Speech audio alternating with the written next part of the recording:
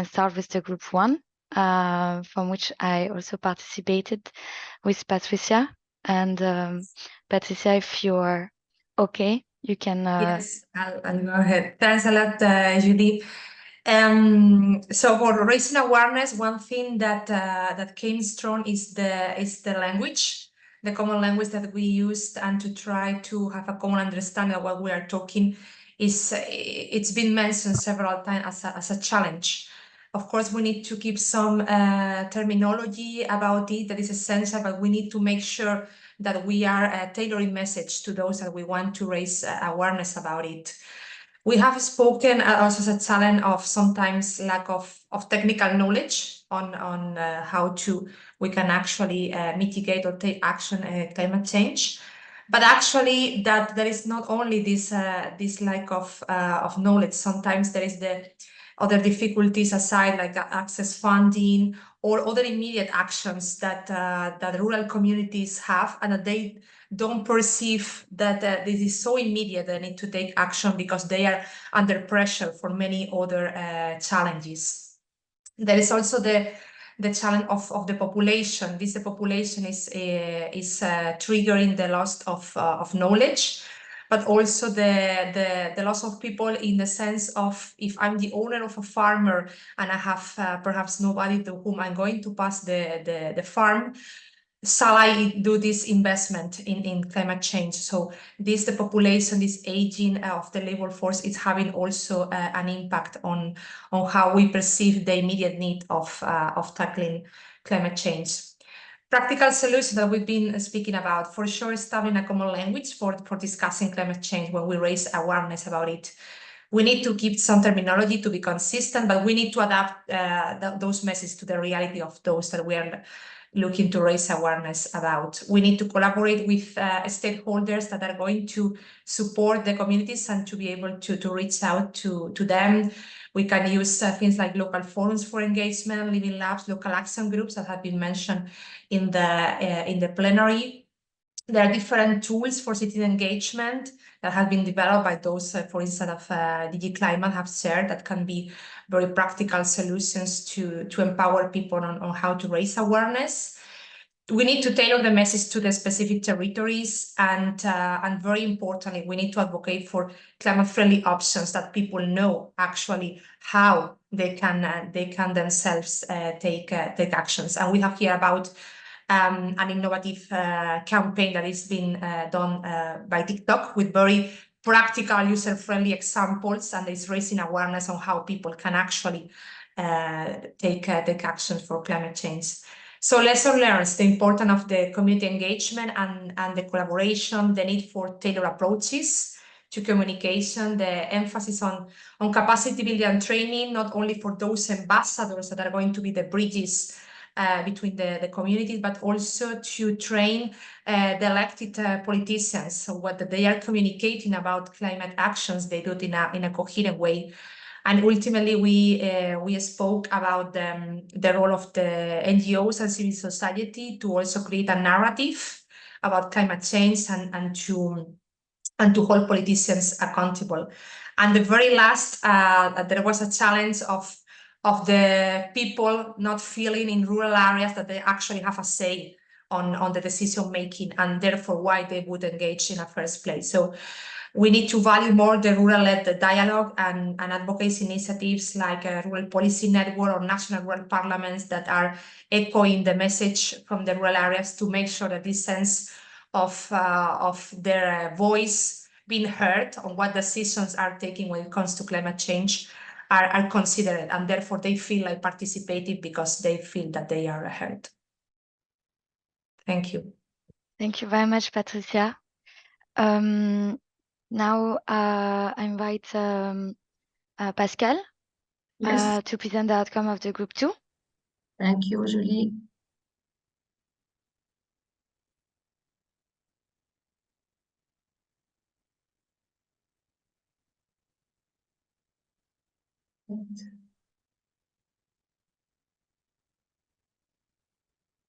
Okay, I hope you see my summary. No, it's not this one. So thank you for the different participants who joined the group 2 on community-led initiatives as drivers for climate change capacity building. So we had, as for the other groups, we had 2 initial presentations. The first one, which was about, I would say, using the local action groups as drivers I would say, to develop climate change actions at local level. It was a project from Dals Klima, as well the Green Project, which was more on, I would say, explaining new cooperative business models in rural areas around the climate change aspects. And we had as well a researcher from the University of Alberta de Catalunya who presented an experiences quickly on the intersection between climate change effects and renewal, generational renewal in agriculture. And the Climate for Sea initiative, which is supported by DG Regio, which is about selecting communities at local level to activate several actions against climate change, I would say, challenges at local level. So in terms of challenges, we also took some, I would say, elements which were raised by the colleagues in the plenary session, not only in the breakout. There was this question of the capacity of developing a common language between the different stakeholders involved in climate change. So people have to understand each other between, I would say, the citizens, the scientists, the public authorities. So this is something quite important. Also, the idea of engaging this societal transformation. So which means that there are a lot of behaviors to change between what people can do in terms of adaptation, to be aware of, also to have some information in terms of data that have been raised as well.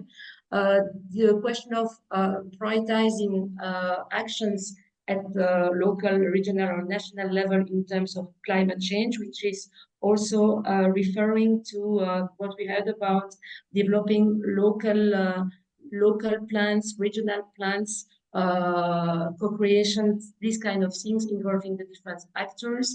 Another point that has been raised in terms of challenges is that I would say the idea of the ownership by local people, because in some stages it's about I would say the fight of big companies which are imposing some approaches in terms of managing climate change. So this is this question of ownership. In terms of practical solutions, we know about that. It's about raising awareness, exchanging experience. Patricia mentioned already some tools or methods that have been mentioned by the different projects, living labs, demonstrators, replicators, communities and citizens-led initiatives, multi-stakeholder approaches. And in terms of lessons and recommendations, there is this idea which was brought in particular by the Klar and Kemp project from Austria, which was to create the synergies or to use the synergies between the mitigation and the adaptation projects and action. There was in our breakout something, and it was based on C4C initiative from DG Regio, that the ambition is, the recommendation is to try to scale up, I would say, to projects, or to move from ideas to projects. So the idea of supporting initiatives like this with funding sources is about helping ideas to become real concrete projects, and the ideas of cooperation. And the final point, we discuss the funding sources. And one element that I take from this experience, from this discussion, is about funding project based on confidence of what the stakeholders can bring into in supporting climate change. And thank you, Julie, to take the lead of this session. Thank you, Pascal. Now, Enrique, can you please tell us about the main outcomes of the third group? I stop.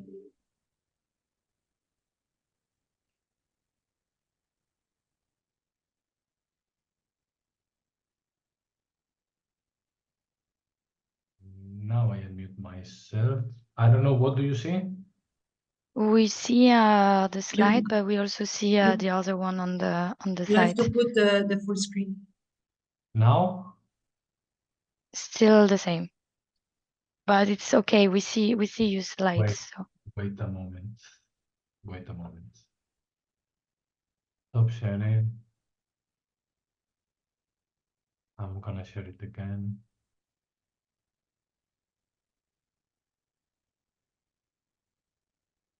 Now it should work.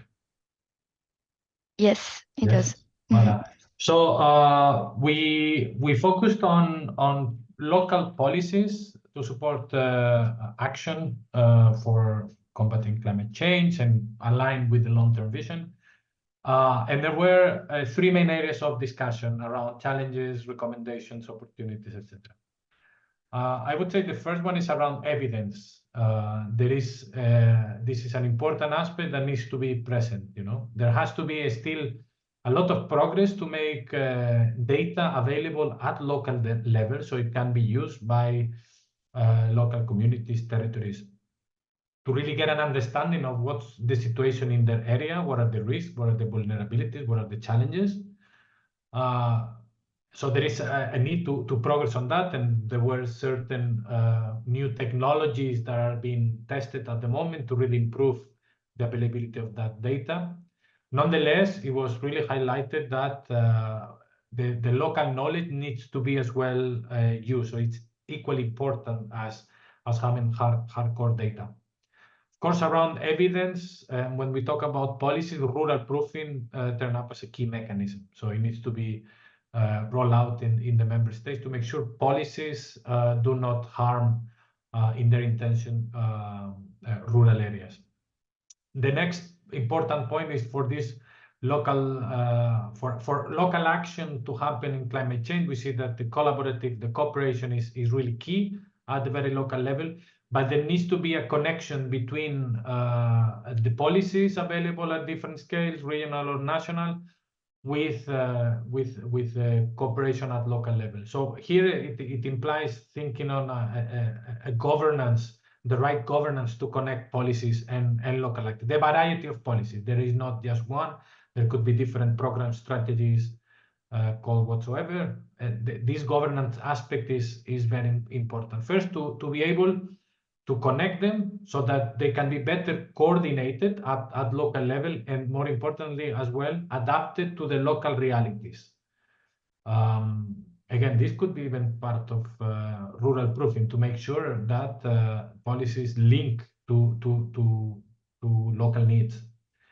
What it came up as something relevant is to have these local collective plans for action. What is the vision, where they want to be, and what are the type of actions they want to implement in the area, and connect those with the policies available. We got examples from Austria, and that was presented in plenary, but also one in France that is specifically targeted to mountain areas. And the third point was capacities. First, capacities to drive at local level this participatory process, to get consensus, to get the common understanding, come up with the actions and the strategies they want to implement. But equally important as well, the technical capacities to be able to implement those actions. We talk about energy communities. You need to get available the right technical knowledge to be able to implement such a complex project. Important role of a community leader, with whatever shape it takes, either a manager linked to a policy. We saw that even sometimes local majors, local organizations, but they need to be leaders that are able to mobilize the community, drive this participatory process, get consensus. The right scales, open.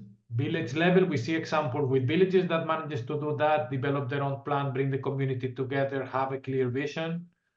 But we also saw the value of grouping different villages, municipalities to really strengthen their capacities to be able to do this type of work. And also something that enhances the capacities is simplification.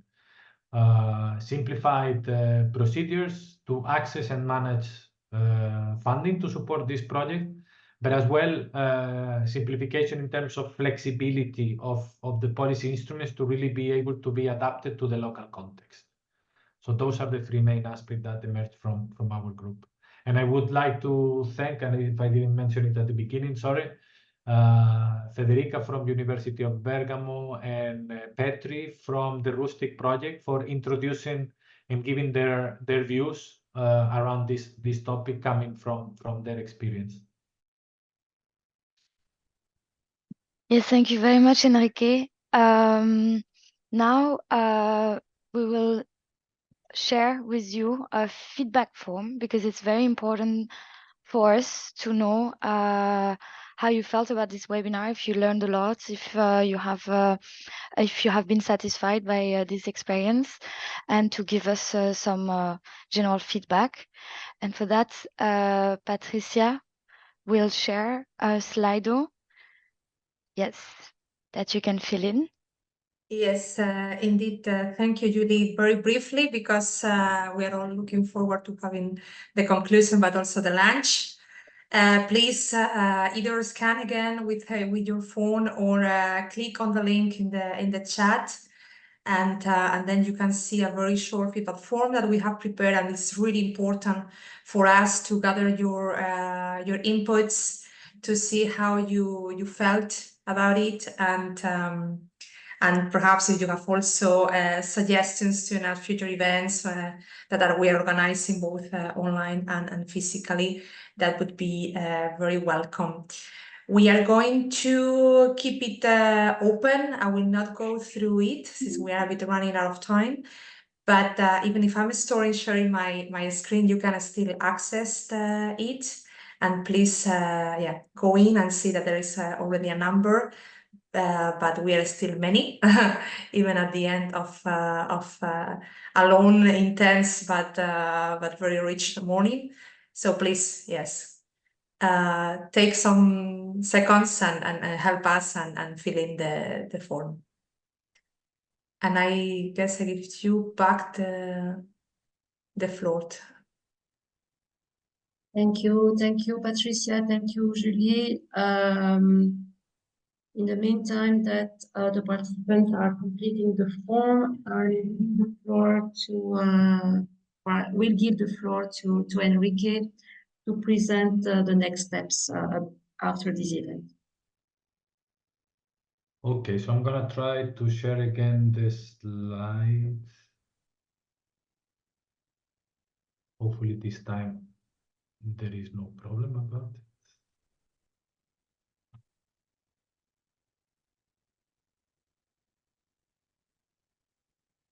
Can you confirm you see it?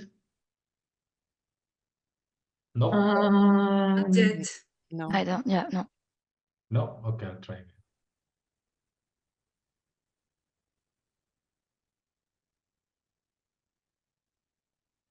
Sorry about this.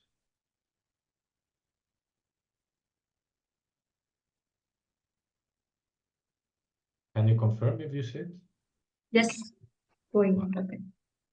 Okay, so next steps. With this good practice webinar, so we put already in the chat that all the presentations that you have seen today, they will be available on the website in the coming couple of days, more or less. You will all receive an email, so you don't need to be refreshing our event page all the time to have access to the presentation. Don't worry, you will get them by email. Participants list. I mean, if we also attach in the email the participants list with your contact details for those that allow that, so that you will be able to contact any other colleague that you met today and you would like to continue exchanging or get more information. You will get that information there. We are also gonna prepare some video recordings, pretty much based on the plenary sessions. So you will have access again to and you will be able to listen to the presentations that happen in plenary. And we are going to produce a highlights report, which is going to summarize the main information and outcomes emerging from this event. All this information is going to be available on the website, except the participants list, which is only distributed among this group. But what else is important for you to know is that all this work doesn't stop here. We have an online community platform where you can get more information around this topic. Good practices. You can connect with other peers as well there that are interested on the topic if you want to find partners for projects or whatsoever you want to know more. You can check there. There are good practices, news, events, etc. And we also have a space for what we call community groups. So those are communities that come together to discuss within that online space about specific topics. There is no one community yet around climate or communities for climate or community-led action for climate. There is no such a community. So we encourage you to look at this possibility if you find it something interesting to create one of such communities within the platform.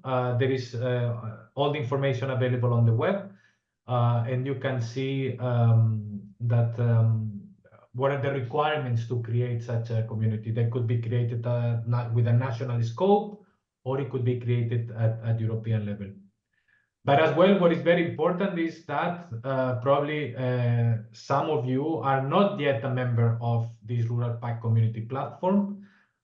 So if you want to receive information, if you want to have some of the functionalities available in the platform, and if you want to receive the invitations to future events, you should become a member of the Rural Pact through this platform. And I leave here the link. And hopefully some colleagues are managed to put it as well on the chat so that you can use as well this time to become a member of the Rural Pact and the platform and benefit from all that. At the moment, we have more than 600 members. And as I said, you can create a group, find your peers, suggest good practices, etc., etc. But you have to become a member. Here is an example of the groups that we already have. We have one on mountain areas, on smart villages, on women, social economy, migrants. And I think the two new ones is one on mobility, very linked to this topic, that was just recently launched, and another one on youth. There is a batch of good practices that in our database that you can check and find out more examples. I think here I did a screening yesterday, and we have 8 dedicated on the topic of climate.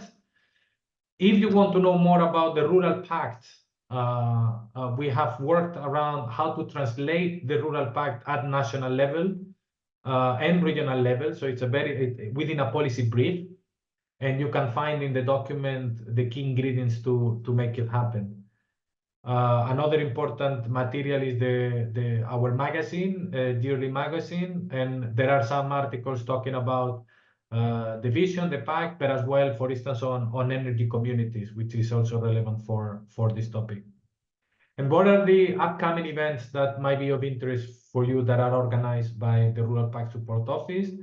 As I said, we organize 2 types of events. One is these good practice webinars, which are much more practice oriented, led to practitioners looking at concrete examples and helping to bring these local initiatives further on the ground. So you will see there that we will organize this year at least 3 so far. The first one that we organized this year is this one on communities for climate, or communities tackling climate action. The next one is going to be on youth participation in policy making. And I would say this is also relevant with the topic we are discussing today, because youth in many cases are strong drivers of combating climate change, as we know. The expression of interest to participate is open, and you have a deadline until the 5th of April to express your interest to participate in this good practice webinar. You can get the link. Probably my colleagues can put again the link on the chat as well. And then also we are planning to organize another webinar on rural mobility, again as well linked to climate change, as it came up during the day. And then we also organize what we call policy labs. These are much more policy oriented type of events, and we organize one in person and one online. The next one It's going to be May, and it's about bringing the rural pact closer to citizens. And you have the expression of interest process open. You can register to participate. It's until the end of this week.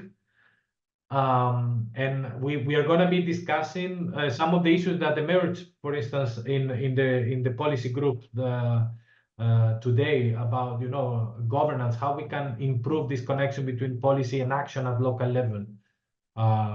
So it might be relevant for some of you as well to express interest to participate, and then we will organize at least another one online. But still to be see more concretely the topic and the dates and so on and so forth. Thanks a lot. Thank you very much, Enrique, for this next steps update on the next activities. I had the pleasure to give the floor to Silvia Nani for the concluding remarks, and then we can end this event. The floor is Thanks. yours. Yeah. Thanks. I think just to repeat the message that Enrique mentioned, so the work doesn't finish here, it only starts here. In fact, and the Commission will, just for you to know, will publish a report on the work and the progress that we have done on the long-term vision. We plan it by the end of March, so we will inform you all as well on when the report is published. And this doesn't only look at the progress at what we have done so far, but it also opens some questions that we ask ourselves on the future. And many of us already asked questions on what the future will look like, not only on climate change in rural areas, but also more generally on how we can continue supporting the development of rural areas, making them stronger, resilient, prosperous as well. So just to give you a short snapshot that the report will be published, and we really, really welcome your feedback on the questions that we are asking ourselves, but we are also really willing to discuss with you and get your feedback on. So just wanted to say that. And this leads me to thank you very, very, very warmly the Climate Pact colleagues who have co-organized this webinar, all of the more than 20 speakers and interveners that dedicated their time before and during this webinar. So thank you very much. All of you who have stayed with us for the all of the webinar, contributed, listened, and really got your experience shared with us, which is very important. And really more thanks also to the Rural Pact Support Office colleagues for having been so diligent and so, let's say, bringing all of us together today on this very, very important and very timely topic that we will continue for sure discussing on. So I don't take more of your time, but our thanks from the Commission side as well.